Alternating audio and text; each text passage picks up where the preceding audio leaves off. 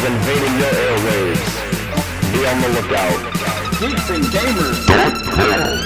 Hello, Geeks and Gamers. Welcome to the Sports Wars podcast. I am your host, Jeremy, and I am joined here today by three very, very intelligent. You know what? I'm not doing it. These guys don't like Brady. They're the LeBron fans. They're not smart at all. They're just on here because I need fillers, because people don't want to hear me talk the whole time. I'm obviously kidding. These guys are amazing. So joining us for the first time in a few weeks, the lead admin for Sports Wars, Mr. Pat Brumfield. What's up, Pat? The mayor of Oakland has returned. The personification of the Raider Nation has returned. And but before we get started, gentlemen, and I won't take up too much of your time, but not only am I here to bring some of the beloved diversity that my good friend Jeremy just absolutely adores and loves, but also, while we're on the topic of my good buddy Jeremy,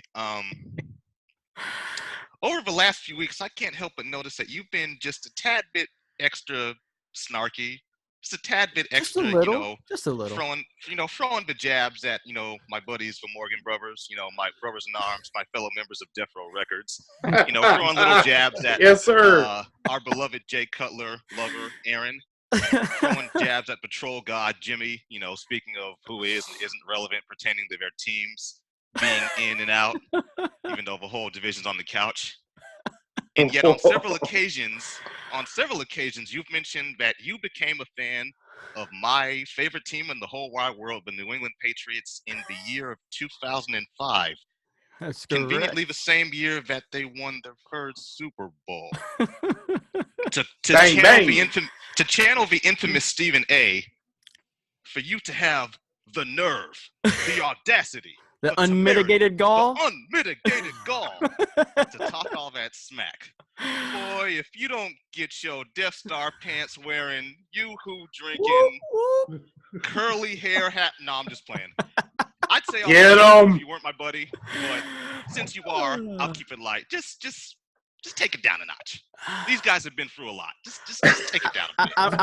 I'm sure you're wearing that Chicago Bulls beanie because of what?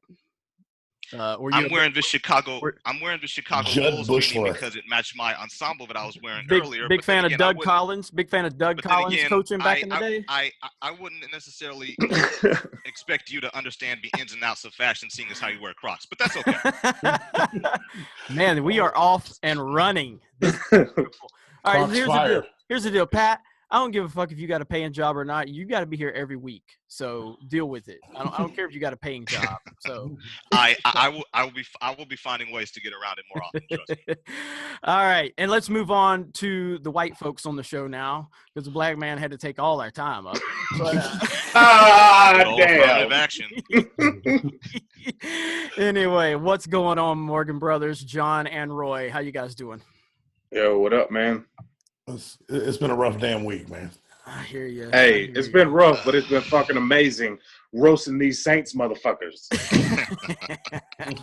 Hey, 24-23. Listen, we have a serious problem. Pat has some things he needs to get off his chest, and now I do. So, I really need Roy and John. I really need you guys to spend about a week with David LaRock and learn how to be a petty, shallow, just insensitive jerk. Well, see, here's what's funny about that. Have you not been in the group? Have you seen all these fucking pictures I'm posting roasting fucking Marcus Williams? Yeah, but I couldn't enjoy the Georgia defeat as much as I wanted to, or the Falcons loss, because you guys are such good guys. If you were like David, and there's a problem with David is he and I like the same pro football team, so I can't really get I can't make fun of him when the Patriots lose because I'm upset too. It's really difficult for me. So I need you guys to learn how to be a little more petty. I've intentionally laid low this last week.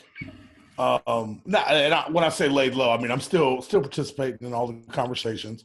I'm not taking it to. I mean, shit. There's at least 5 more memes a day that John is pumping out.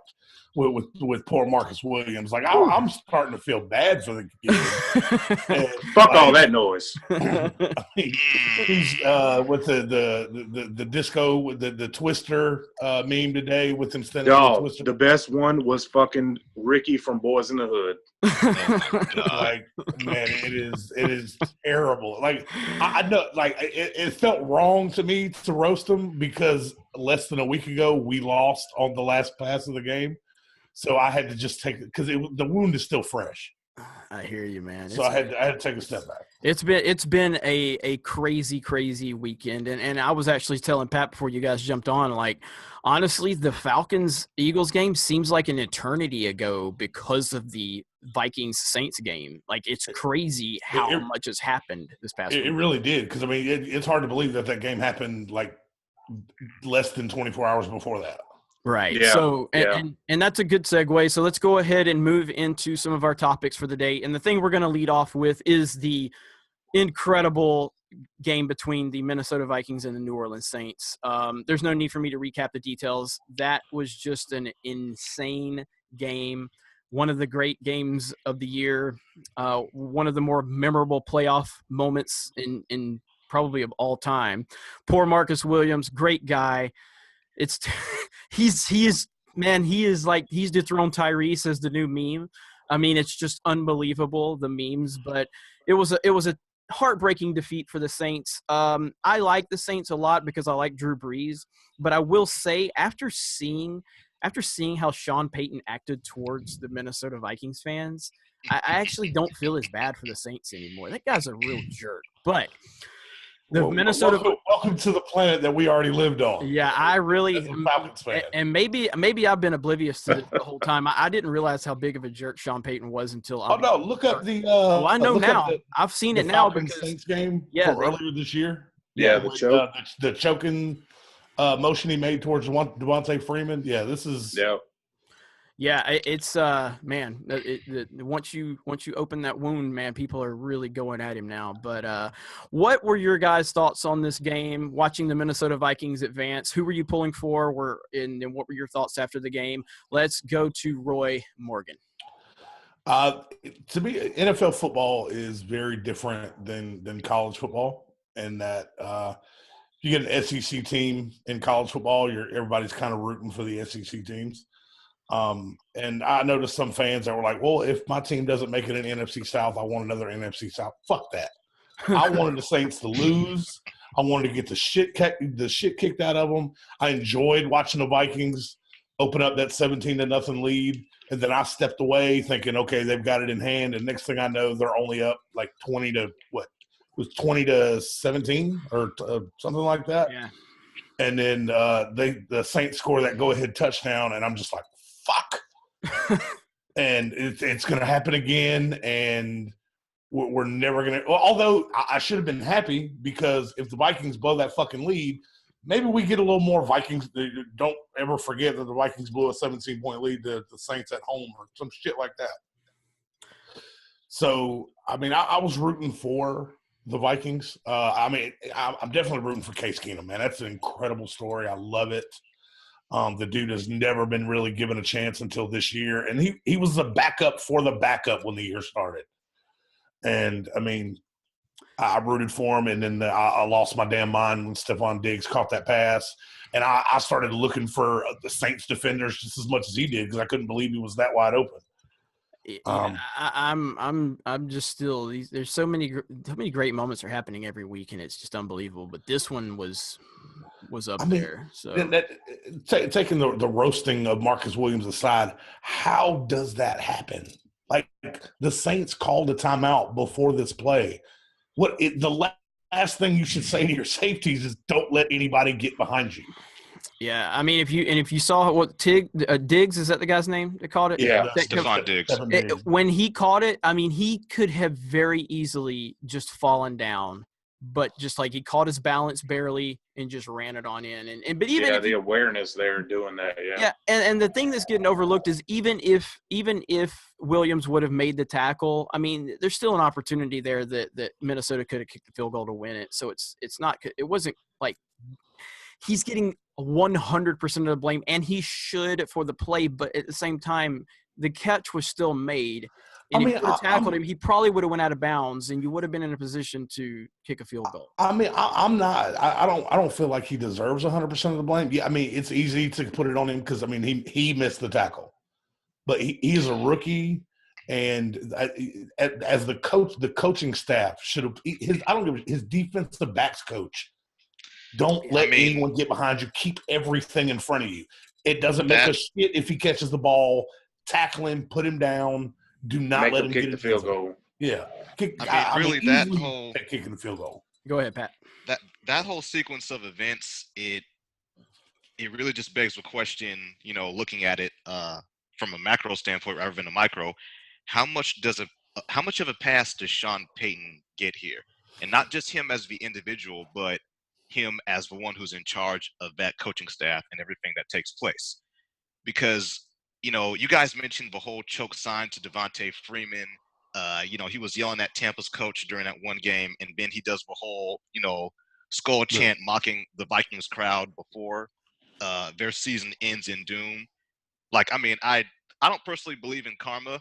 What was that shit Antonio Brown was screaming? Karma. Yeah. But Sean Payton's a bitch. For that to play out the way that it did, it was very poetic. And, it's just earlier today, Colin Cowherd was talking about, we know that Drew Brees is loyal to New Orleans. He says he wants to stay, yada, yada, yada. But at the same time, if Drew Brees were to test the free agent market after that debacle, after, one season after another of having an incompetent defense, is he really tied to New Orleans? The guy's already a legend there for bringing in a Super Bowl.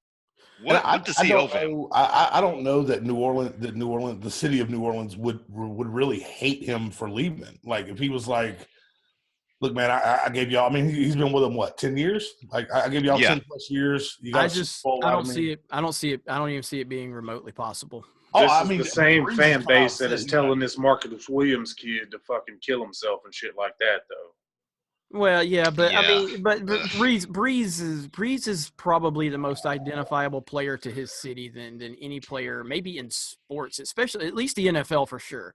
LeBron in Cleveland, but there is a little bit of bad blood, and we all think LeBron may leave. But I'm just saying, for NFL players, you identify New Orleans with Drew Brees, and the type of person he is, I just don't see it happening. I think he has a good relationship with Sean Payton, even though Sean Payton might be a jerk. I've never really seen any friction between them. I do think that their fates are directly tied to each other. If Peyton was to leave, I think Breeze would be out. And same as if Breeze left, Peyton would probably be gone within the next year. Sean Payton would be a high school football coach if it wasn't for Drew Brees. So, it's that simple. So I think if Sean Payton left, I think Brees is there, and they're probably a better team. But I get what you're saying. That may be the only reason Payton is still coach is because of Brees. Absolutely.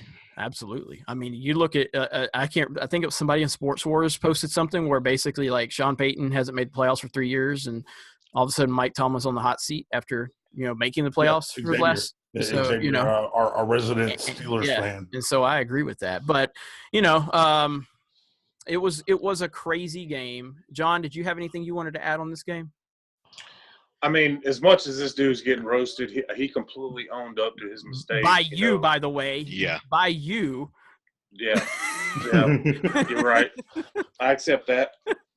You got to the point where Kevin's pulling up old Super Bowl memes from last year. You got Kevin. Oh man, it's fucking amazing. It's amazing. Shout out to Kevin. Kevin's our unfortunate Saints fan. Yeah, you could see Kevin's at the breaking point. He's like, you know what? That's like the 8th meme in the last year for Marcus Williams, and I can't. He's blowing the dust off of these memes that he's had that he hasn't used in 8 months. He's like, fuck you guys. Still picking at this wound here. Believe it or not, I was actually rooting for the Saints here. It was for a backhanded reason because I wanted them to get to the Super Bowl so they could play the Patriots and blow a 28-point lead. But, and get smoked by Brandon Cooks.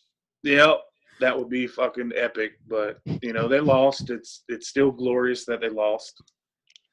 Well, I'm hoping for a Minnesota Jacksonville Super Bowl. Save it. Yeah, my bad. That's all right. Moving on. So moving on from that epic finish into a pretty ugly game for the most part, and that was the Atlanta Falcons versus the Philadelphia Eagles. This game was it was ugly. I don't even think our two Falcon brothers can say it wasn't ugly. I mean, I think you guys need to take it away from here. I mean, there's a couple of points I want to make, but obviously Napoleon Dynamite, Nick Foles just kind of showed up and handled business. He is in the GOAT conversation with Blake Bortles now. I mean, we're kind of loosely. Well, don't go insulting the GOAT, Jay Cutler. We're kind of loosely defining good game here because I mean, Nick Foles had one touchdown. No, he didn't even have one touchdown. He didn't. Yeah. That was a running play. It was LeGarrette Blount that scored. They scored one touchdown. I mean, I'm not saying it was a lot of sarcasm there. A lot of sarcasm. He's not the GOAT, it was sarcasm. If you would have told me before the game that we were going to hold the Eagles to 15 points, I would have been like, fuck yeah, let's do it. Because I would have thought that we could have at least managed 2 touchdowns and a field goal. I mean, but that's because you're under the impression that you don't have a slightly better version of Andy Dalton under center. Holy shit! There you go, motherfucker. It's over. It's over. We have Tony Romo, basically the equivalent You of Tony do Romo. not have Tony Romo. Yes, but look at the stats. Their stats are very, very close. Look at Andy Dalton's stats. Nowhere near. Hey, we're moving on. I'm not listening to this shit. Let's go ahead and address the elephant in the room. The last play of the game. It's hard to regain your composure when a motherfucker's riding you like a goddamn horse in the end zone. Look, I'm shout out to Xavier, but Antonio Brown would have made that catch. Man, fuck all that noise. Antonio Brown was 6 inches too short to catch that. Yeah. Well, look, I don't know. Like, Pat, can you defend that Julio play? Can you defend that? I'm not saying it's a completely. It's not completely. It's not completely. It's not completely out of left field. But if you're going to call this guy the best receiver in the NFL, then he has to make that play. It's that simple. It's that simple. All right, let me try to bring both bucking bulls on both sides back down to earth here. Given Julio's physicality and his skill set, yeah. I think this game was kind of emblematic of Atlanta's somewhat underwhelming season as a whole. They got that real young defense that definitely has some talent, but they're still kind of finding their identity in a lot of spaces, I think. Pertaining to specifically to Julio, like, it's not really getting talked about a whole lot, but Philly's defense really ain't bad. It isn't up there with Minnesota and Jacksonville, but it's relatively close. That's true. I mean, I want to say Philly's defense is ranked 4th, like in the league. They're up there. It's somewhere. They're somewhere in the top 5. Yeah. But in any case, I think it was a solid performance considering the circumstances on Philadelphia's part. I think their roster is pretty well built. But 15 points at home, and you're the number 1 seed, and you basically lose on the very last play on an errant throw that a guy makes 9 times out of 10. It doesn't bode well for the next round. That's my biggest takeaway. What I'm willing to concede about the Falcons is the red zone play calling a problem? Should Julio be getting a lot more touches? Fucking absolutely. Julio, there's no reason Julio was what was the stat? 1 for 18 for the year in targets? Something crazy. I mean, let's also address the elephant in the room. Julio was being doubled and fucking triple teamed down there. They know he's getting the ball. Mm-hmm. Still, playmakers make plays. They should draw up ways to get him the ball. That is the obvious thing that needs to be addressed. I watched it in the Minnesota-Atlanta game earlier this season. Minnesota scored like 15 points. And we scored nine with 3 field goals. If those field goals are touchdowns, if we're able to punch it in the red zone, we win that game. That's the problem. The red zone scoring is the problem. This particular right before the Eagles game, we had one of the guards go down. Fletcher Cox fucking went nuts in this game. Yeah. I mean, Monster. he destroyed the interior line. He did what Aaron Donald did the week before, but we were able to kind of catch a young defense off guard. Atlanta needs work. Okay, I am a fan, but I'm not some fucking delusional fan.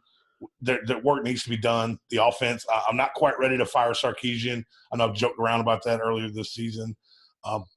Kyle Shanahan's first year with Julio, with Matt, didn't go very well. So Right. red zone offense needs work. It needs a complete fucking overhaul. If Julio doesn't have fucking 15 touchdowns next year, I'm going to be pissed. John, your turn.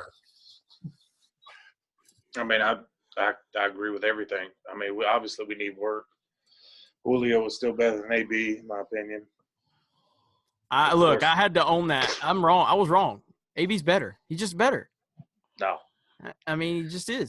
So I mean, if you're throwing a guy, if you're targeting him 25 times a game, of course he's going to catch at least 10. all right, listen. When the biggest asshole in the Geeks and Gamers community, known as me, can admit he's wrong, you know that it was bad. Okay, the guy that everybody hates, that gets triggered every time I post in the main group, everybody goes freaking crazy. If I, the egomaniac that I am, can admit I was wrong. You know, I'm fixing to power hungry admin. I'm fixing to go Inception on your ass. You're wrong about being wrong. Okay, so my question is, your problem is with Matt Ryan, saying Matt Ryan's that bullshit you say. So if Ben Roethlisberger is throwing the ball to both these guys, who are you taking? You still taking AB? Based on what I've seen, yeah, I've taken AB. I mean, I don't think Matt Ryan's a bad quarterback. I really don't. I think he's a really good quarterback. And saying he's a little bit better version than Andy Dalton's not the worst That is thing. disrespectful as shit. It's not like I'm saying he's a little bit better version than Blake Bortles. Andy Dalton is a multiple-time Pro Bowl quarterback. He puts up really good stats every year. If LaRock was on here, LaRock could give you all of Andy Dalton stats to show that he's a really good quarterback. And Matt Ryan is a really good quarterback too. I mean, he's not bad. He's really good. He's in the top 10. But hey, once that sweet-looking motherfucker from up north retires, he's going to be better than whatever y'all have. well, that ain't going to happen for another 5-10 years. So Nah. We're about that hand this weekend. oh, please.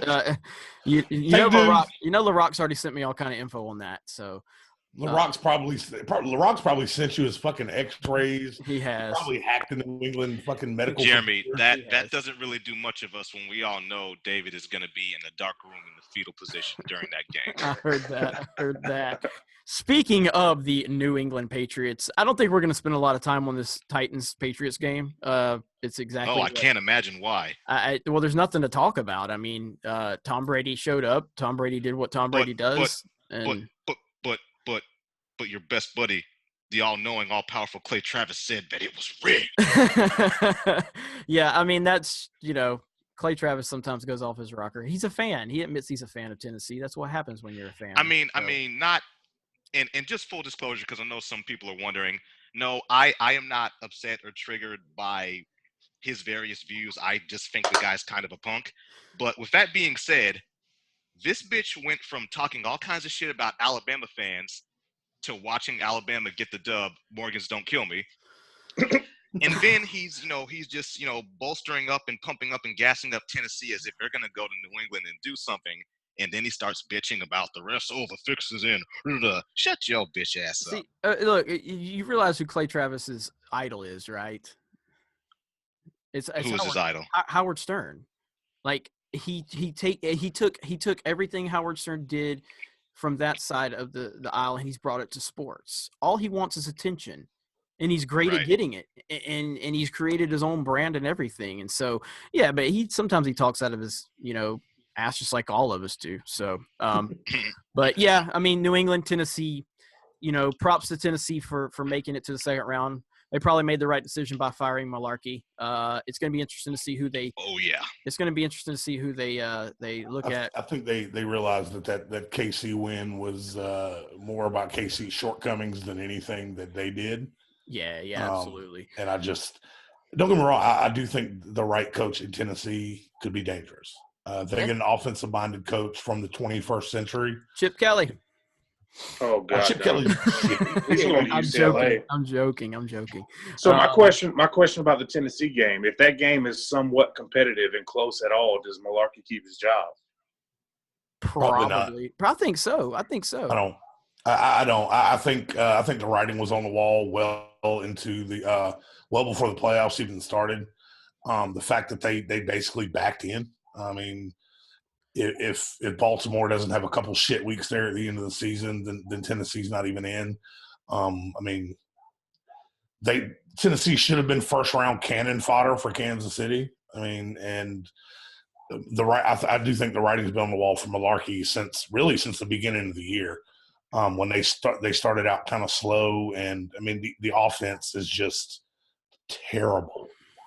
And with a guy with the kind of game breaking talent that I feel like Mariota has, then that offense should have been a lot more dynamic than what it was. And I'm hoping they bring in some kind of crazy offensive mind who comes in there and does great things with the. I mean, they've got some solid talent in Tennessee. They just need the right coach.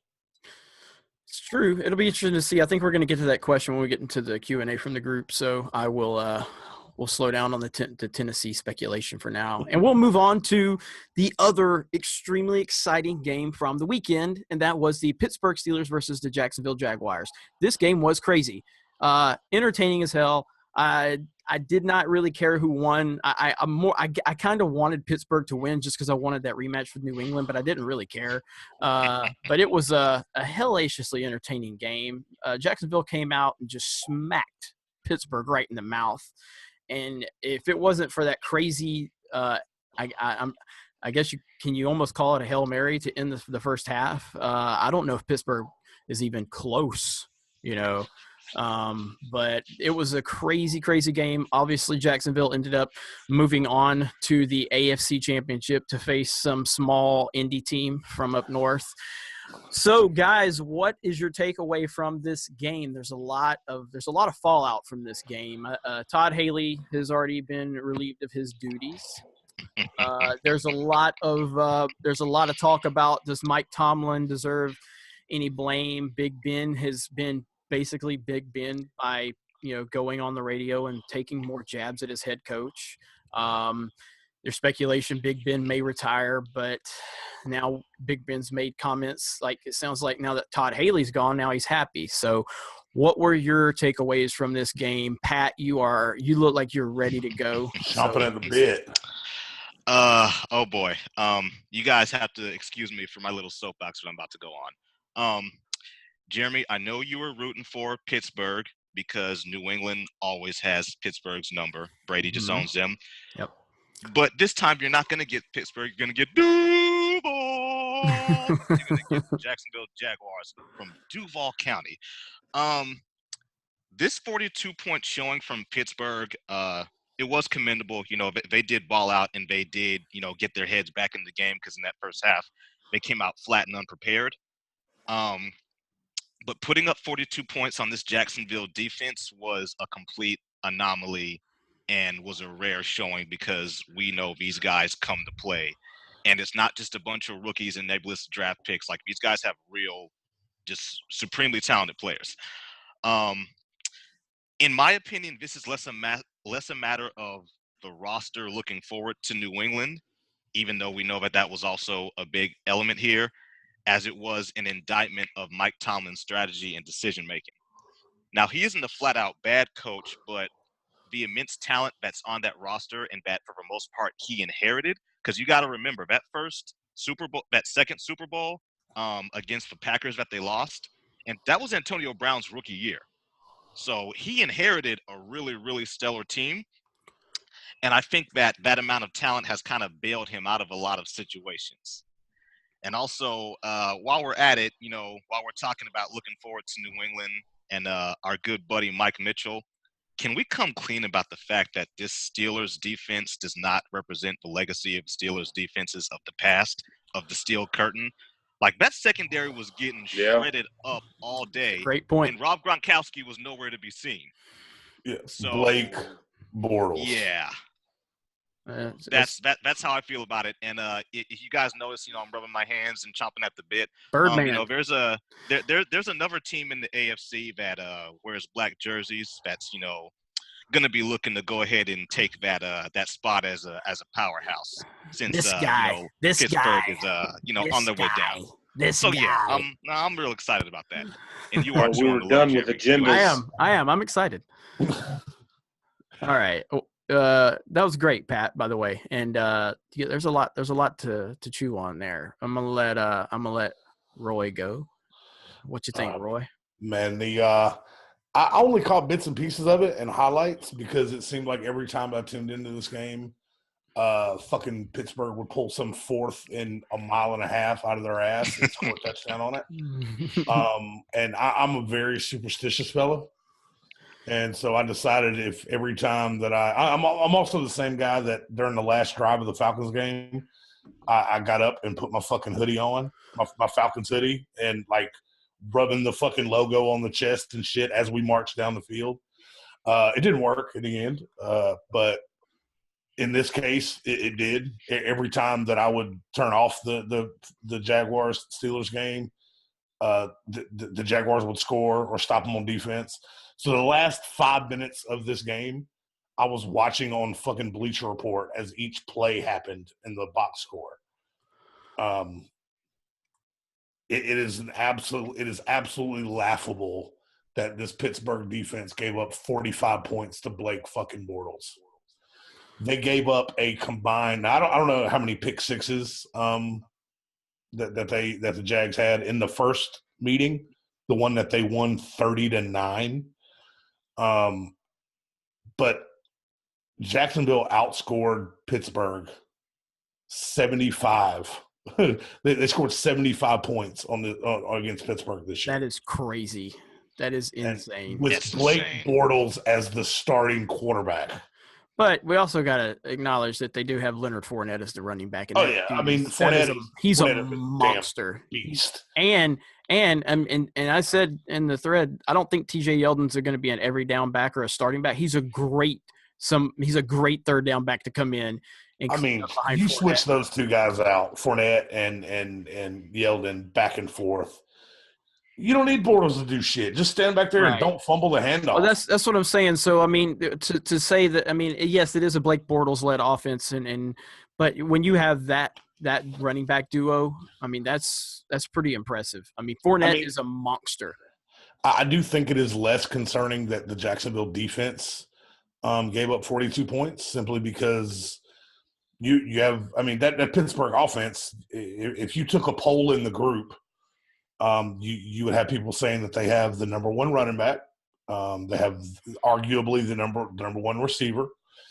And, I mean, I don't really know where Big Ben falls now as far, like right now in the NFL, what his ranking would be considered based on this season alone. I'd still put him top 5. You put him top 5. So arguably a top 5 quarterback, a number one receiver, and a number one running back. And I don't think it's that surprising that they were able to score 42 points, even against the defense as great as Jacksonville. You can make an argument that that Big Ben's deep ball is, if not the best in the league, probably top 3. Because when AB or Martavis Bryant, when he decides he has his head in the game, when they just take off downfield and Ben just launches it up there, they come down with it probably a good 6 or 7 out of 10.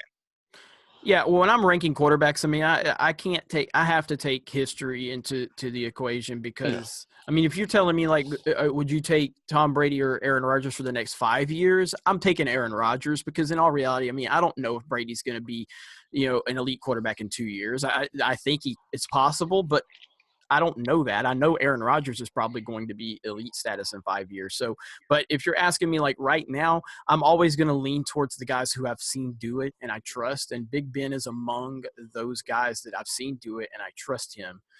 And I might not trust his coaching staff at all times, but I trust Big Ben when the moment needs him outside of what he did in New England earlier this year. How about that fucking onside kick? Yeah, but, John, what you got? We'll wrap it up with John, and then we will move into the question-answer segment. Well, I'm sure I'm going to pronounce this wrong, but shout out to Sonati's Bakery.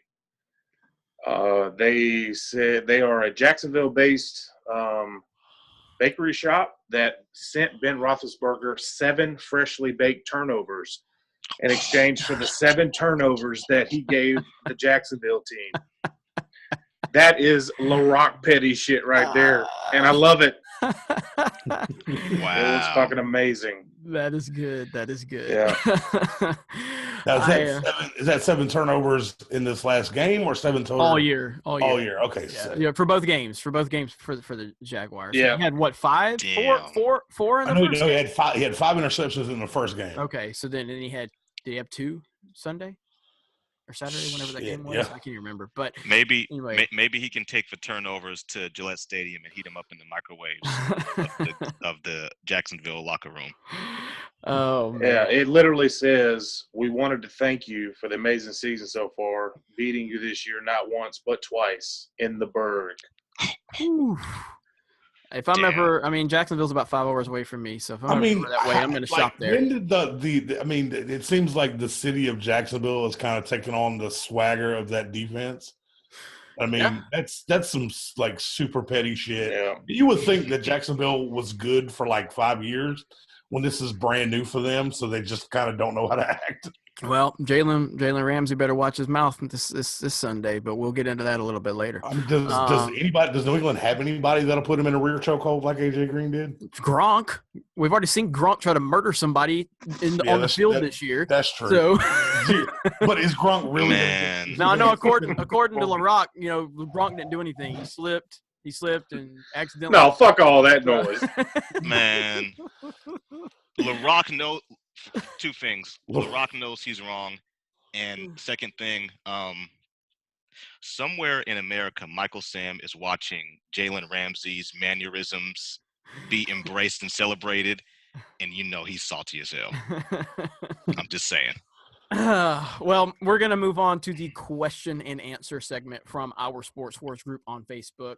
And we want to thank everyone that sent in questions. We're running a little late on time, so I'm just going to kind of randomly choose a few of the good questions that I think we can run through pretty quickly. And but definitely keep those questions coming in. If we can start getting to the point where we get enough questions and enough listeners, we may just break off and try to do a separate question and answer show, in the future, because I would love to see that, because that can create some great discussions and make the show a little bit looser with a lot less structure. So keep that in mind to the community.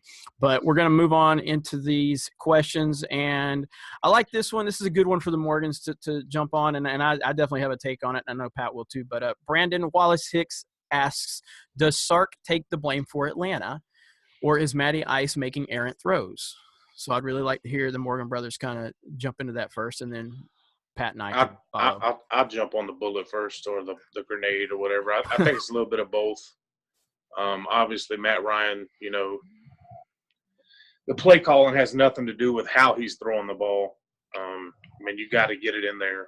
Obviously, with Julio Jones being who he is, you can really only put it where he can grab it, and that is difficult. But, honestly, I'd probably say 70-30, 70 on Sark and 30 on Ryan.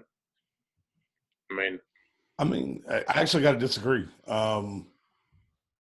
The offense is all about timing. There's very few – when do you see anymore a quarterback throwing to a guy who's standing in the spot? About 90% of the time now, a quarterback's throwing the ball, the wide receiver hasn't even turned around yet and doesn't see the ball coming until it's halfway there. Good offenses are about timing. I'm not ready to blame anybody. This is their first year. This is Sark's first year working with Ryan and the offense. This is Ryan's first year working with Sark. Obviously, as the season was going on, I was a little fucking pissed. Work's got to get done, man. I don't think it's anybody's fault. Ryan's still in his prime. Ryan's like 32. But honestly, at some point, somebody's gonna be like, "Well, you know what? I fucked up, and this is what we got to do to move forward." Because if nobody recognizes that they fucked up, how are you gonna fix something?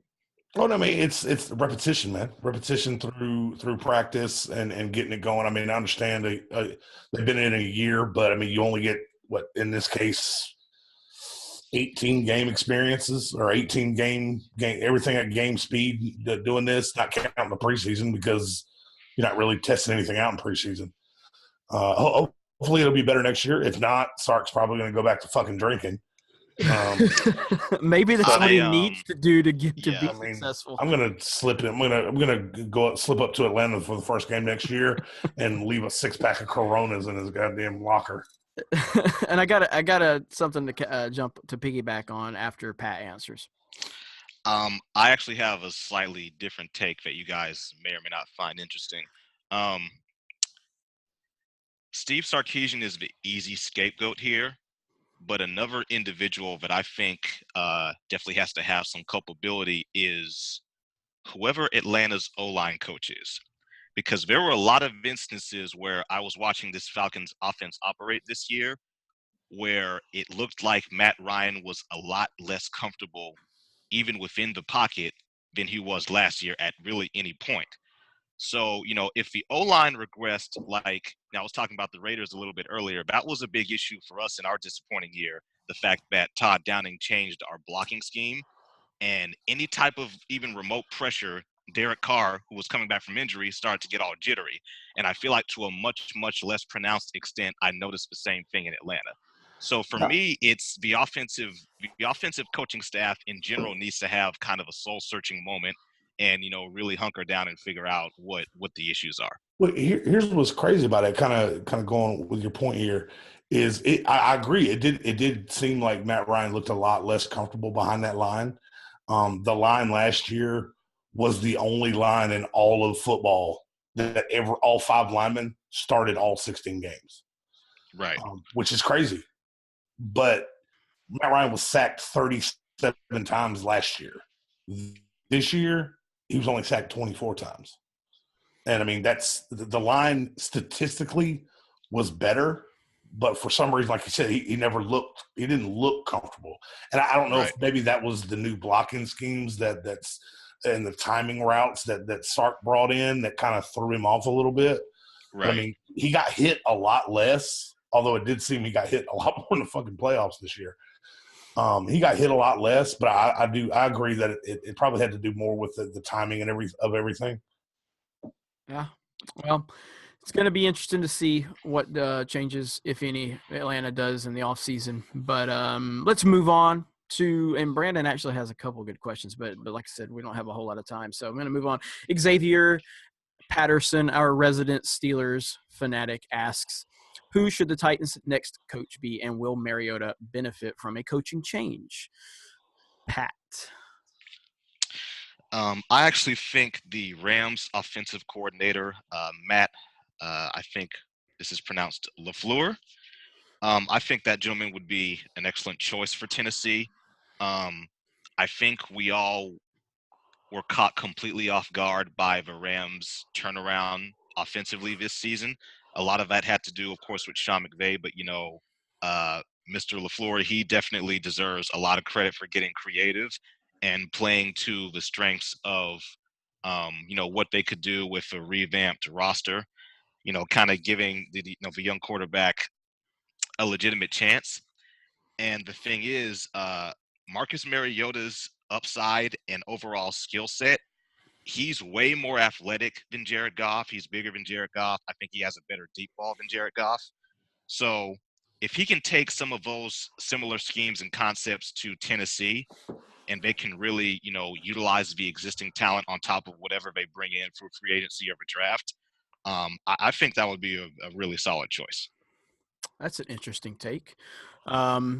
I think we're looking at a return of the legendary Jeff Fisher to redeem his career. Oh my God! I'm obviously kidding. Oh, fuck! Thank you.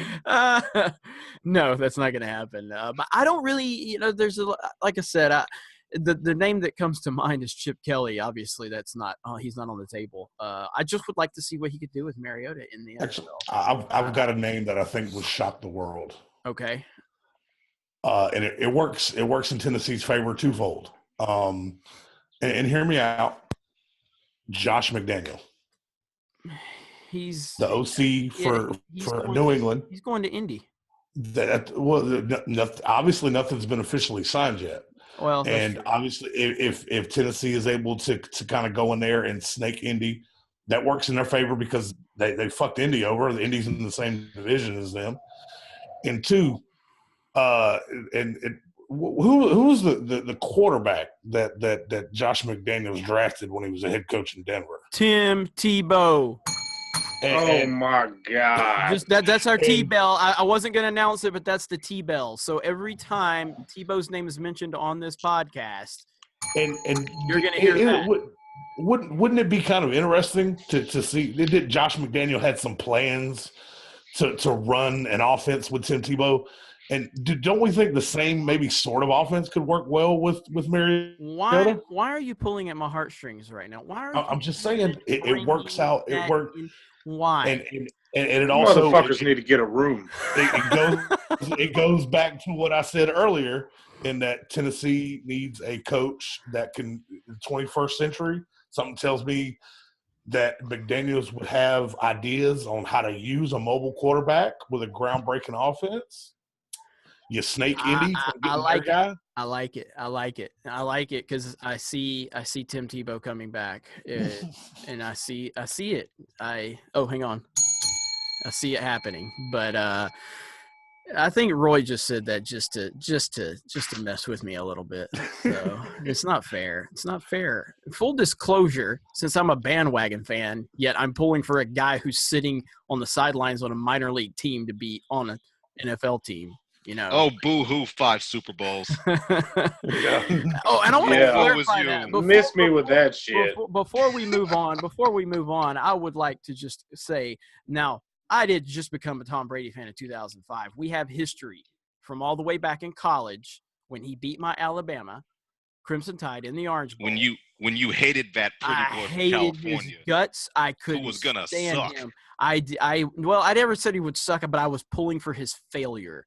Because when he came and took over for Drew Bledsoe, I despised him as much as you guys hate him right now in 2017. But I was like this. That's impossible. That's completely impossible. No. Trust me, dude. I hate it. And then when he won the Super Bowl and he was like on the cover of People magazine and he was everywhere, and I'm like, this dude, karma's gonna get him because in the offseason the next season they got rid of Bledsoe. Bledsoe went to Buffalo, and I'm like, when Bledsoe returns to New England, he's going to slaughter them because of karma.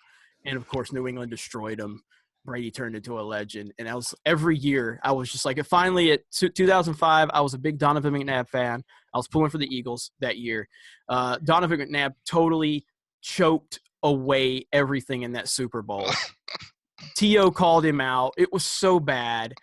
I was so disgusted with McNabb. And I'm like – I can't ignore this Brady dude no more. Like, he's amazing. And I told somebody then he was the Michael Jordan of the NFL, and I'm lucky that I'm still alive because they wanted to choke me at that point. And they were like, "You're an idiot. Peyton Manning's Michael Jordan." But anyway, all right, we're gonna move on. But I needed to touch on that real quick. So, all right. So, and then we're gonna do one more question. A lot of these questions are from Roy, just spamming our comments here. I mean, you gotta drive some activity there. Hey, brother, I hear you. So, and then the last question, I got to find it real quick, and that is, and this is a good question that we can piggyback off onto our next topic. And Corderis, our boy Corderis, Roll Tide Corderis, he wants to know, how confident are we in the Jaguars? And I think that's a really good question. And I think I got to say, I'm not like, everybody's thinking that New England's going to steamroll the Jags, and I just don't see it. I just don't. I'm not saying this ain't Tennessee. No, it's not. It's not. And look, there are. All right, first of all, it's almost impossible to get into Tom Brady's head, but Tom Brady's doing, like interviews, and he's like, I'm not going to have any time to throw. I'm not going to have hardly any time to throw. He knows that. I mean, he's been sacked 35 times this year, which, how many times did you say Matt Ryan was sacked this year? 24. And then last year, 30-something? 37. Yeah, so, I mean, like, Brady's offensive line is not great, but he does get rid of the ball extremely fast.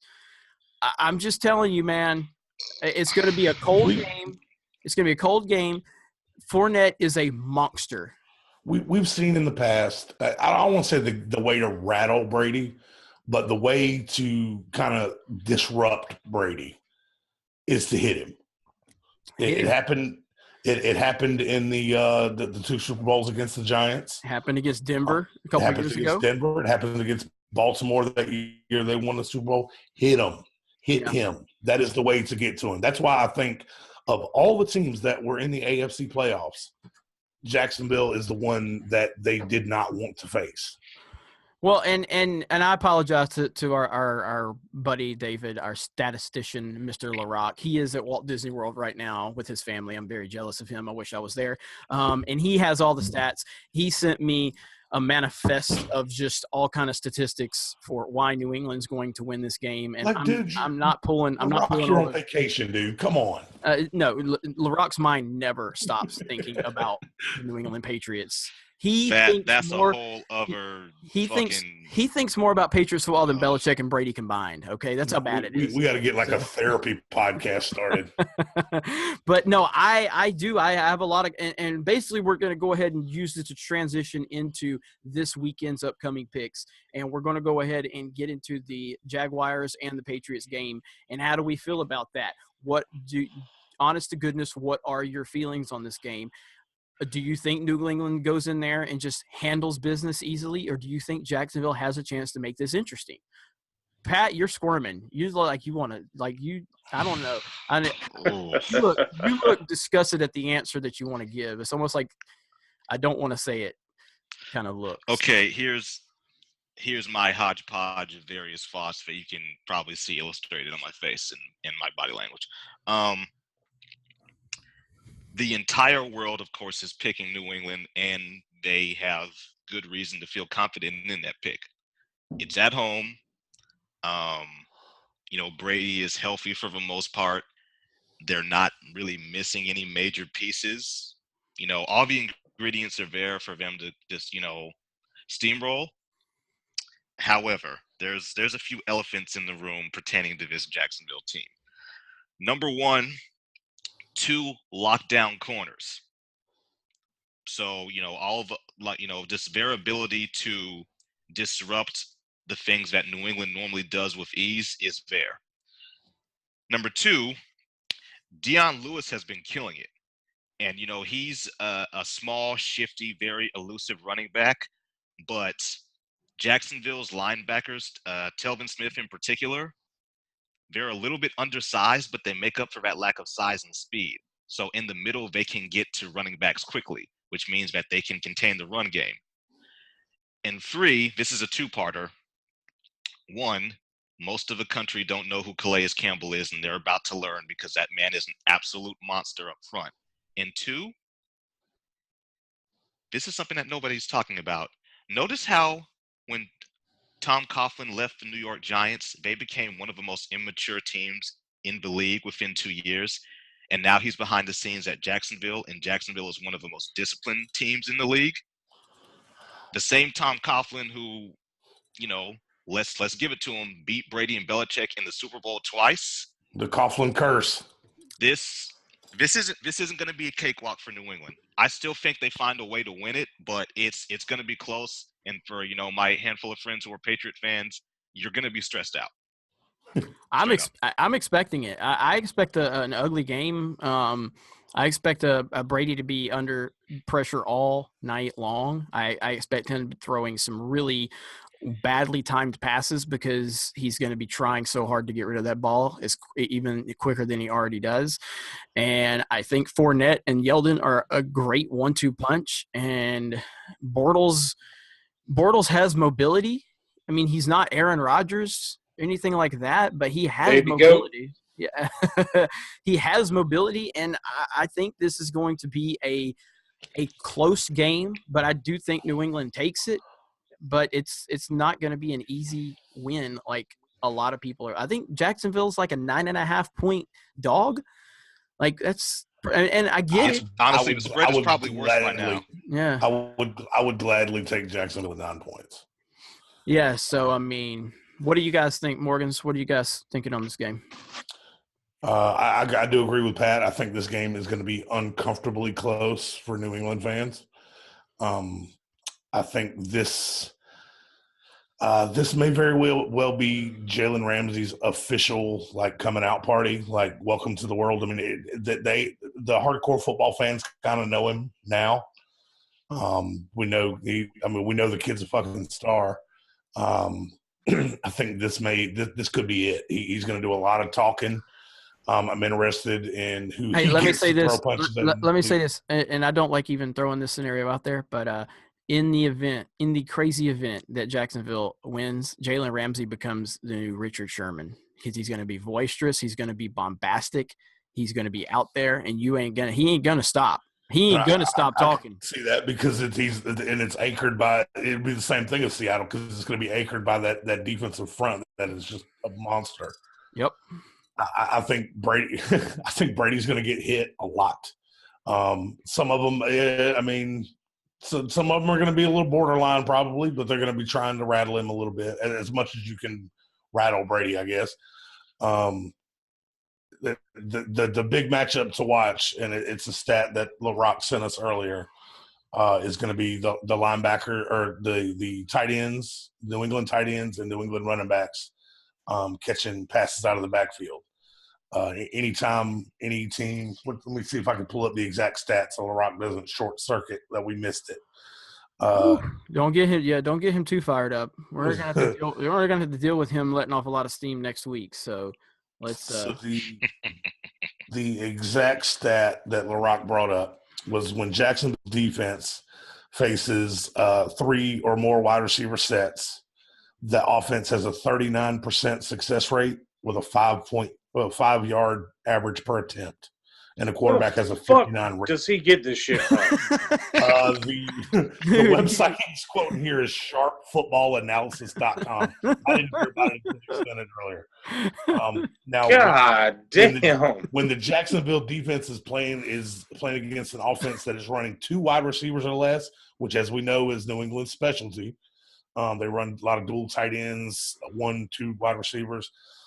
The quarterback for the opposing team, for the offense, has a 55% success rate and a 9.6 yard per attempt. That's almost double. So that kind of plays right into New England's hand. But I do think Jacksonville's got a lot of talent on this defense. They're going to ride Fournette. They're going to ride Yeldon. And as I've been saying all year, defense travels. I would not be surprised if Jacksonville shocked the world and maybe pulled out some kind of 21-20 bullshit. And the legend of Blake Bortles grows. If it's that close, Brady's winning. Stop it. Shut your mouth. I mean, still got to get through Jacksonville's defense. He can do it. He will. It won't be pretty, but he'll do it. What do you think, John?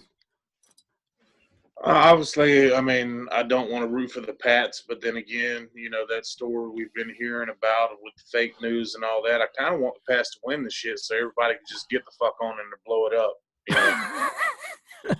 Wouldn't it be better, and I've heard you say it a few times, wouldn't it be better if they lost to have that kind of go? No, because what's a better way to leave than to leave on top, right? But I don't think – but if we're going to believe that fake news story to be true – then I can't wait for Santa Claus to bring presents, by the way, if we're going to believe these stories. But let's just assume. Hey, we might have kids listening to this show. Listen. Hey, wait and see. But if we're going to believe that story to have any kind of truth to it, I would think that the better way for it to get intensified is for New England to lose in a game that they should win to a team that they're a huge favorite against. But if they win it, they both retire. They don't go anywhere else. They're gone. That Brady is not retiring. It's just not happening. He's not retiring. Well, the thing is, Jeremy, to your point, if they were to lose, all that shit really isn't going to go away because, of course, in predictable fashion, the very isolated and very narrow-minded and one-track-minded Boston sports media and the Boston sports culture, all the pom-pom waving fanboys, when New England beat Tennessee, an opponent that wasn't prepared for them in terms of personnel, coaching, strategy, or overall preparation and execution, all the fanboys went crazy about, see, we beat Tennessee, we beat Mariota, there's nothing wrong. Da, da, da. So if they do lose this game, all of this stuff, I'm not going to use the term fake news because that term honestly annoys the fuck out of me. All of this stuff is just going to blow up, overload, and the ESPNs of the world are going to take it and run with it even more. So the people in New England, gentlemen like yourself, fans like you who are already tired of this shit, you better pray they win. Because if not, you got a whole another 9 months of offseason to look okay, forward to. and let me clarify. Again, I don't really care if it's true or not. It won't bother me at all. A story came out about Nick Saban being completely frustrated with the Alabama fan base because they have this – he's won 6 championships, and he feels like if they lose one game that the fan base is ready to revolt against him. That is 100% true. And I believe Nick Saban is extremely frustrated with the fact that I'm the most dominant college football coach of all time, yet I've got this rabid fan base that just can't accept losing one game. I absolutely believe that. Yeah. It's 100% true. I would – there's no doubt about it. Saban has expressed these frustrations in the past with the Alabama fan base. So Don't it's they not pay a matter – for his house? Oh, my God, man. They pay for everything according to them. Okay. So Just a random question. No, I know. But, but with this New England story, it's not – it's I don't care if it's true. I really don't. Again, at the end of the day, I would – if you asked me what I would want to happen at the end of the year, truly, I would want Belichick to leave, go coach wherever he wants, let Josh McDaniels take over, and let Brady go ahead and win another Super Bowl and let Belichick go run 5-11, Just so you know, looks like Seahawks. Patricia is taking the Matt Patricia looks like he's taking the Detroit job, and Right. obviously McDaniel is rumored for every team that needs an offensive mind. So that leaves that the Giants job is still there. He ain't going nowhere. But hey, listen, if he does, I would be happy. It's just not true. Although didn't Bruce Arians name drop Nick Saban as far as they think that's the yeah. How is that a great job? How is that Giants job like some coveted job? Back in the day, it was. Back in the day when Phil Simms and Bill Parcells was there. I mean, that was a bigger that job had a lot of prestige back in the day. It doesn't anymore, which is kind of weird because they've won 2 Super Bowls. But I mean, the Giants are still one of in terms of ownership and management, they're still one of the regal franchises of the league. But like I mentioned earlier, that the mentality in the locker room is in a real weird spot right now. I mean, if I'm Nick Saban, and he has if you ask me, okay, and I'm gonna switch gears for a minute, but the New York Knicks to me still is a phenomenal job, and I think the Knicks basketball, the NBA, is better if the Knicks are relevant. Now they are a garbage franchise right now, but it's still a prestigious job, and it's still a prestigious company brand, and they're in New York. So I could totally see the Giants I could totally see Saban having this reverence for the Giants in New it's kind of going piggybacking the thing with Nick. I don't know it's the Knicks as much as it is New York City basketball coach. I mean, absolutely. But I mean, I don't look at the Jets in this light because it's the Jets. But the Giants have they just have something different about them. I don't agree with that. So anyway, we're way off topic. So, all right. So basically everybody thinks that the Pats are going to win, but we all seem to think it's going to be a closer game than most expect. And Roy is saying he won't be surprised if the world is shocked. John thinks that the New England's going to win the Super Bowl and then it's all going to end. So we shall see. But moving on, there's one more game to talk about. And I think this is a really exciting game. The Minnesota Vikings versus the Philadelphia Eagles, a very even matchup in terms of how these teams are built and what they've gone throughout the season with the quarterbacks, and they're just that both teams are reliant on their defense and their grit. I think it's going to be a really fun game. This game is in Philadelphia, and that's going to be interesting. Now, I don't know what the weather is like in Philadelphia scheduled. Do we know what the forecast is in Philadelphia? Can somebody check that out? That's going to be an interesting aspect because it's going to be cold with a side of Meek Mill. Fuck that shit. I do think that's going to play a part into it, because if this game was in Minnesota, I would pick Minnesota, especially coming off what just happened and the fact that the Super Bowl is in Minnesota. I don't think anybody could go into Minnesota next week and win. Honestly, it would be incredible. It would be ridiculous. It's going to be Sunday, 51 degrees is a high, 37 as a low. No snow. So, no precipitation. No. Okay. It's going to be. That's actually a lot warmer than partly cloudy. Yeah, really. Well, but that's a night. That's a night game. Yeah, game time isn't until almost 7. So it's probably gonna be in the 30s. So high 20s, low 30s. So so this is an interesting game. So what are you guys thinking, Roy? What do you think? Who you got? I'm thinking this one is not going to be as close as the Jacksonville New England game. Philly is very much playing up the we're the underdog thing, and championship teams don't need to do that. Teams that are capable of winning championships don't have to play the we're disrespected card. It may be good for one game, like it was for Philly last week against the Falcons. I mean, me and LaRocky actually had a conversation that it was making me nervous that everybody was picking the Falcons. Because I mean, like I said, a team like Philly could play that. Oh, we're disrespected. We're the underdog. That's good for maybe one game or maybe two. The Falcons were able to do that last year with the we had to deal with that again in the playing against Seattle, and then we had to deal with that again when we played Green Bay. And everybody's like, "Oh, you don't have a fucking chance." And then we had to deal with it again in the Super Bowl. Everybody, "Oh, you don't have a fucking chance." And I mean, it ended up biting us in the ass in the Super Bowl. We played the disrespect card and then jumped in early and then got our ass kicked in the second half.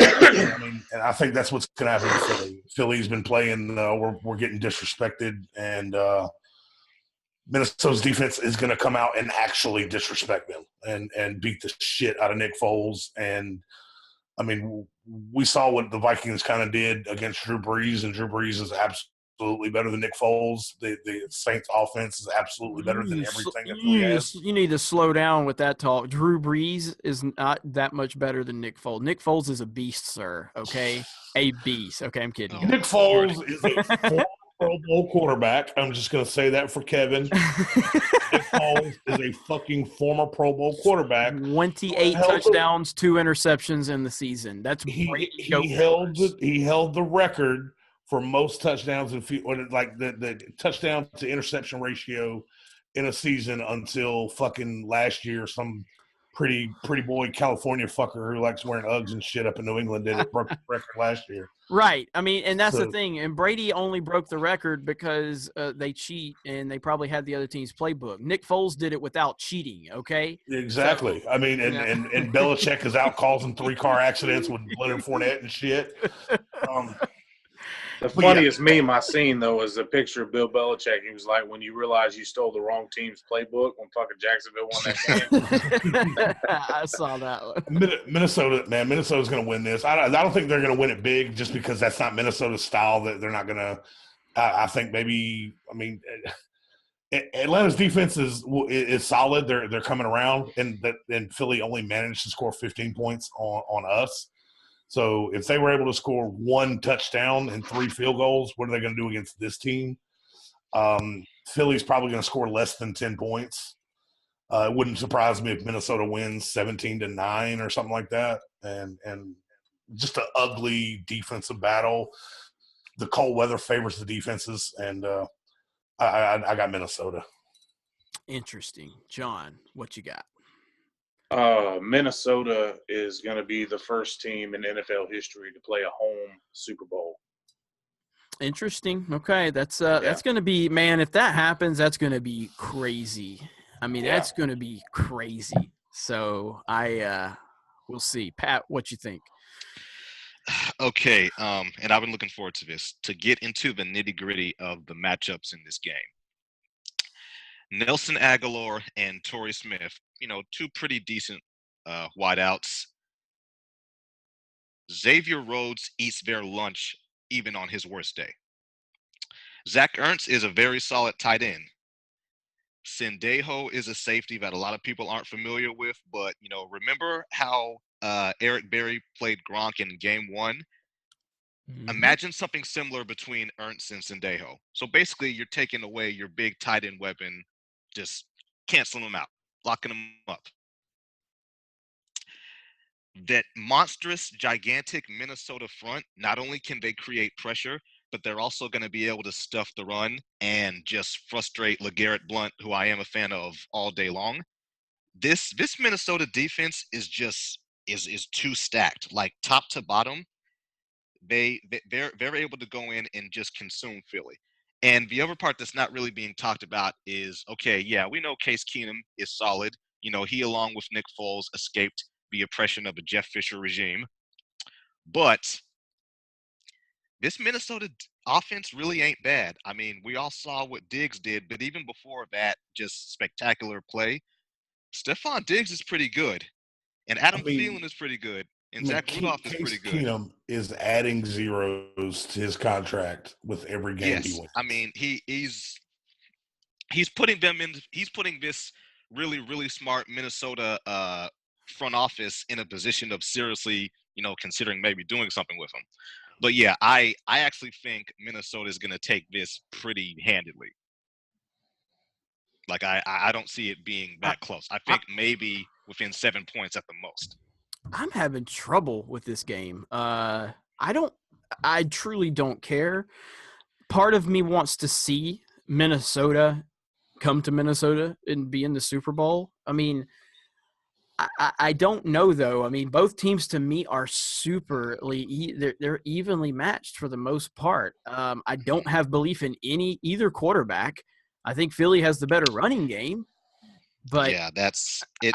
I see where it's coming from, man. It's a problem. I mean, for me, to your point, Jeremy, they are very similarly built in terms of how the rosters are. But for me, the edge is the secondary. Those corners in Philly, they tend to struggle with double moves, and both Diggs and Thielen, they kind of utilize a lot of like slot receiver technique in terms of just being quick and shifty. I think they're going to eat that Philly secondary up. I'm just going to kind of go with, man, part of me wants to pick Philly. But I'm going to go with Minnesota because I think Minnesota is just riding this wave right now. And I think that it's kind of this thing where they feel that destiny is going to that is bringing them to the Super Bowl in Minnesota. And I mean, after that prayer of a play last week, it's definitely kind of hard to root against them. I mean, it's all. I mean, I just feel like it's great to see, and they're not one of those obnoxious fan bases either. So I mean, it's not hard to it's not hard to root for them. Yeah, I mean, well, I don't know. Right. According to Sean Payton, they're pretty obnoxious, but he needs to take a look in the mirror. But yeah, I'm gonna go with Minnesota, but I don't remember as an NFL fan. I don't remember being at a point in an AFC or an NFC championship game where I truly did not care and had no vested interest in either team. There's no because you guys know me, I'm more of a player guy. What's up, Pat? And granted, this was before the extracurricular stuff on either side really started. But what about that Seattle versus San Francisco NFC matchup a couple of years ago? Because I know the NFC West is like your least favorite. Well, Cap was playing, correct? Correct. See, I loved Cap when he was playing. I was big on Cap. I was big on Cap. That is right. Right. I had a lot of faith in Cap because there was a game, I believe, and I'm going to say the Packers, but it's not the Packers game everybody's thinking about because we all know about the Packer game where he ran for like 200 yards and threw for 200. That was an amazing right. I can't remember if it was the Packers or not. There was a game where Kaepernick was running the ball in the red zone. He got tackled out of bounds. I want to say it was against Green Bay, and Clay Matthews. Actually, that was it. Was Okay. it was the home opener back when they were at Candlestick. Okay, so Clay Matthews and him, Clay Matthews was involved, but it was kind of a late hit, but it didn't get called. And a lot of the offensive linemen came over there and were really going after the Green Bay players. And I saw Kaepernick come in there and snatching his offensive lineman back and being a leader. And I'm like, holy hell, man. Like, I really like that. Like, I mean, Cap's obviously talented as hell. And yeah, so I was actually a fan of Kaepernick when he was playing. Obviously, his last season, he completely fell off a cliff and just, he just regressed big time. But, yeah, I was definitely all in on San Francisco during when they played Seattle. So no doubt about that. So. Got you. So this game, though, is going to be really fun because obviously the Patriots game is first, so I can watch that game and then it'll be over. It'll be out of my mind, and then I can just sit back and enjoy some awesome football. It'll be out of your mind if they win. It will be out of my mind because they will win. So be sobbing on the couch eating ice cream and shit if they lose. I have regretted the moment when and it almost happened last year, but because I know I'm going to catch hell from everybody if and when there's a season where New England and Alabama both win the championship, I'm going to get annihilated as the biggest bandwagon fan of all time. And so that's the only silver lining I can find if one of them loses is like, well, at least I won't get destroyed this year. But right. But yeah, so it's going to be a great game. I'm really looking forward to this game. I want to just sit back. I want to watch two really, really well built teams that don't really have any huge advantages on paper go at it for the biggest prize in all of football. So I mean, it's going to be great. So I think this is one of the first games in the playoffs where I haven't had some kind of like rooting interest because I picked the Vikings, but I wouldn't be upset if the Eagles won. This is probably one game where I like last week I was rooting for the Vikings, but it was because fuck the Saints. And then I was rooting for the Titans because fuck the Pats, and like obviously rooting for my Falcons. Rooting for the Jags because fuck the Steelers. Like this is like in the AFC Championship game once again, rooting for the Jags because fuck the Pats. That's what I don't have. I'm not like fuck the Eagles. I mean, they won. Obviously, they put my team out of the playoffs, but there's no hard feelings. I mean, somebody's got to go home. It's interesting how the various rooting interests, whether it's emotional or not emotional, whatever the case may be, like. Full disclosure, you guys know, I don't care for New England, but after what they pulled in last year's Super Bowl, it's like, okay, I don't have to like these guys, but I don't know if I'm going to go out of my way rooting against them like I always have because I just got punched in the mouth with this shit here. I will. Now, I like getting punched. I can do this all fucking day. Now watch it, and Jeremy, this is for you. Watch it with this year where I basically already, accepted the conclusion like, okay, yeah, we'll probably win another one, and not really bothered. Watch him lose when I start that. Yeah, absolutely. Because that's just how life works. Yep. Like, no, absolutely. Ugh. Yeah, I 100% agree with that. It's like, okay, I don't really have an issue with these guys anymore. Oh, we suck now. Great. There is one point that I want to just kind of throw at you guys, and it's something I thought I forgot to prep you guys on it. It's nothing major. I just want to. It's kind of we're just kind of shooting the shit now at this point because we kind of finished the main topic of the show. But what do you guys think? Like, how impossible is Nick Saban to work for as an offensive coordinator? I mean, he's on his 6th offensive coordinator at this point at Alabama. I mean, I don't know that it's impossible. I mean, guys, Lane Kiffin, I don't know if you guys are on Twitter, but Lane Kiffin is super bitter about Nick Saban. He takes shots at Nick Saban constantly on Twitter. I mean, if you got yelled and bitched at like he did, I would too. I mean, it's because he's at Florida Atlantic. I mean, no, but his job prospects kind of. I mean, he's at Florida Atlantic because Lane Kiffin's at Florida Atlantic because Lane Kiffin's an asshole. Yeah. I mean, he could have easily been at pretty much any job if his reputation at Tennessee and USC and Oakland hadn't followed it. I mean, he's had head coaching gigs.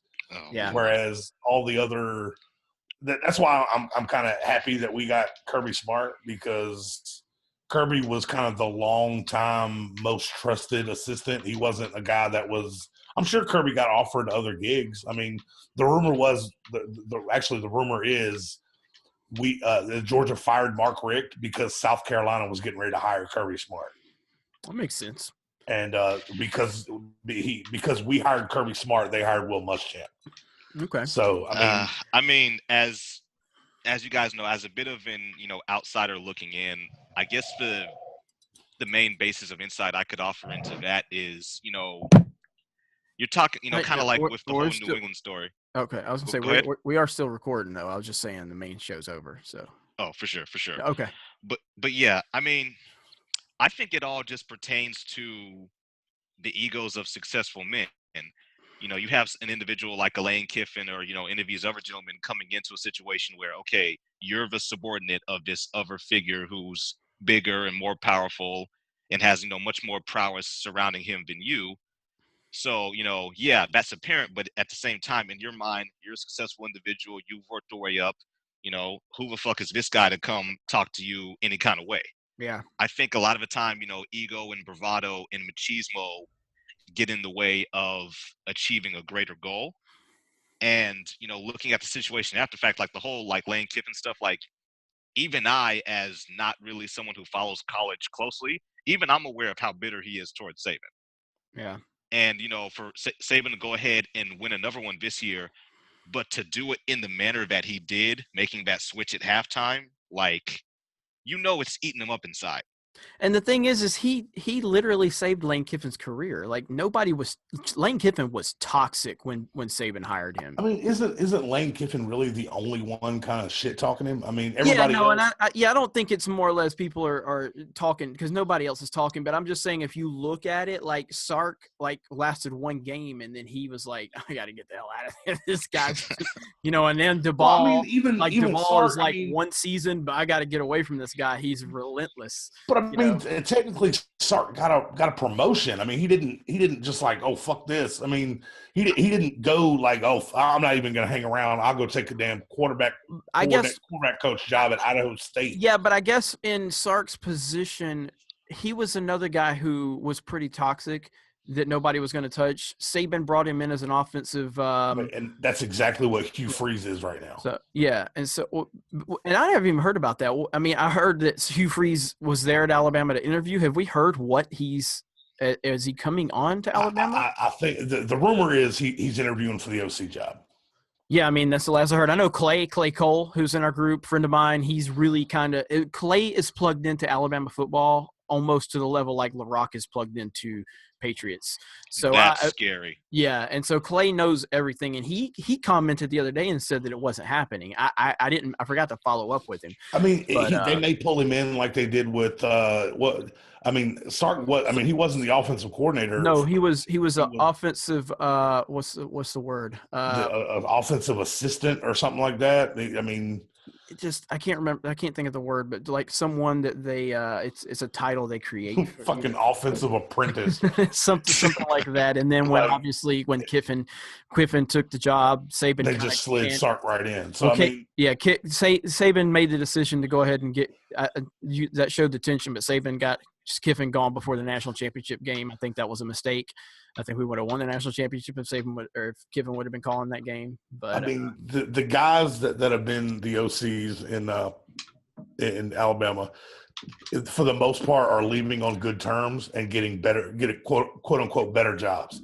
I mean, McElwain left as offensive coordinator and went to and became a head coach. Lane Kiffin became a head coach. I mean, the Sark left, became an offensive coordinator, but it's offensive coordinator in NFL. What's his name? Brian Dable, the one y'all's offensive coordinator from last year. He just took the offensive coordinator job in Buffalo. So, I mean, these guys aren't leaving because they're like, oh, I can't fucking work with him. I'm going to go take a downgrade of a job. I mean, they're getting quote unquote promoted. Right. To go, I mean, so it's not like they're just like, I can't work with him. They know that, I mean, the surefire way to get a job is to be on this fucking staff. I mean, it's true. Well, I shouldn't have. I mean, that was a great topic, but we ran so long, so we got to wrap this bad boy up. So, does anybody have Meanwhile, when David hears this, he's gonna get all the way to the end thinking he had a college-free episode. Boom! Right upside his head. Right in the face. fucking mouth. In the face. And he deserves it. He does. He definitely does. He's a Enjoy Disney, Disney, David. He's enjoy a Disney, enjoy Disney. He deserves it. We should. You know what? We should, after we get done recording, we should re-edit in some college football talk, and then throw it to our editors. Have them throw it in at the beginning. Just throw in like little pockets of like, oh yeah, I think New England's gonna beat Jacksonville. Roll Tide. Have like a 15-minute talk about how Chip Kelly's offense could really dominate the NFL if Goddamn Tim Tebow Bell. We're at all right. All right. So, do you guys have any shout outs before we wrap this bad boy up? Let's go to Pat. You haven't been on in a few weeks, so do you have any shout outs to give? Well, I want to give a shout out to the Raiders front office because in recent weeks, some of the mishaps on the part of Jack Del Rio throughout the course of our disappointing season kind of came out, and they made a very aggressive and decisive choice. I am cautiously optimistic about John Gruden. I'm not jumping the gun, but in pretty much every way possible, this is an upgrade over Jack Del Rio. You know, Jack Del Rio is a guy I respect. He is, a local Bay Area native, but unfortunately it just wasn't working out. So I'm very excited to, have a real meat and potatoes kind of guy in Gruden come along. So, shout out to McKenzie, the ownership, and everyone who made that happen. And I also want to give a shout out to non-arrogant, non-asshole OG Warrior fans, because I'm starting to notice certain characteristics creeping their way into the Warrior fan base that I don't really rock with and that aren't really representative of what we've been for a long time. And I can only imagine that it's going to get worse. So if you were a fan of us during the PJ Carlo Macio days and you didn't have to Google that name just now, shout Chris out to Mullen. How about the Chris Mullen days? you. Oh, Run I mean, TMC, that was baby. my golden era. Tim Run Hardaway. When I was a kid. Just saying. I've said before, those three, along with, Jordan being who he was and me being an obsessed kid in the 90s, they're the reason I like sports in the first place. So I owe everything to them. Roy, what you got? I want to give also a shout out to the Oakland Raiders front office. Now John Gruden's going to get to buy all the Coronas he wants. I'll give a shout out to the whatever AA meetings that they have in Atlanta. Fucking lose Sark's number. Lose his fucking number. Get drunk, man. Yeah. Have a drink. Jim Beam is nice. But I'm on a Crown Royal guy myself. On a serious note, I want to give a shout out to everybody that listens. We damn sure appreciate y'all's support. This is a sports fans podcast by sports fans for sports fans. We're just regular fucking dudes who like our teams, love our teams. We'll debate all day about our teams. Y'all are listening. It's awesome. We love the support that it's getting. Continue to support it, make it big. We want to get this thing huge for y'all too. Thanks. Oh, yes. John? Piggyback on everything Roy just said. We Facebook Sports Wars has a like page. It may, hit us up, like it. We have a Twitter page. We also have an Instagram page. Twitter is Sports Wars _GG, Geeks and Gamers. Shout out to the Facebook group and everybody in there that keeps your blood pressure high. We appreciate that. And I'm going to shoot it over to Jeremy. Well, I want to thank, as I do every week, I want to thank the Geeks and Gamers community, and that is covered across all of our groups and social media, the anime group, the Sports Wars group, the wrestling group. We even have a meme group. We have a food group. We have a great following on Instagram. Gerald's awesome. And we have a huge following on Instagram. We're getting our following up on Twitter. We're doing better on that. We've had our best week ever on our YouTube channel this past week. So really appreciate all the support. I am completely okay with taking the bullets that I'm going to be taking with the personality that I'm showing everybody that I have. The true Jeremy is showing up, and he is an asshole, and he doesn't care what you think. And I was getting eaten alive the other day in our Facebook group. We knew that. And, yeah, I know you did. I was getting eaten alive in our Shocking. Facebook group the other day. I just want to thank everybody on this team that supports me, supports Geeks and Gamers, sees the bigger picture, and doesn't get caught up in the petty little BS. Because the more you mess with me, like the worse it gets for you. So, because I'm the type of person like our former first lady has this saying: when they go low, we go high. When you go low, I go lower. So don't fuck with me. But I do want to give a really big shout out to our Patreon group. We do have a Patreon group on Facebook. That is the people that I truly listen to, the people that are giving us financial support, the people that believe in us. It means everything to me. And Thomas Gilkey specifically, who is one of our biggest Patreon supporters. And this guy is constantly reminding me of all the things that I say I'm going to do. And he's like, hey, you said you were going to do this and you were going to say you're going to do that. And I'm like, man, I forgot because I stay so busy. So shout out to Thomas and all of our Patreon supporters. Thank you so much for that support. We did a giveaway earlier in the Patreon group, and it was really cool. We gave Game of Thrones Season 7 away on digital. Miguel Parra won that, and it's really cool to have all that support. So for Pat, for John, for Roy, I just want to thank everyone that's listened this week. You guys have a great week. Good luck to your teams, unless they are the Jaguars, Christian.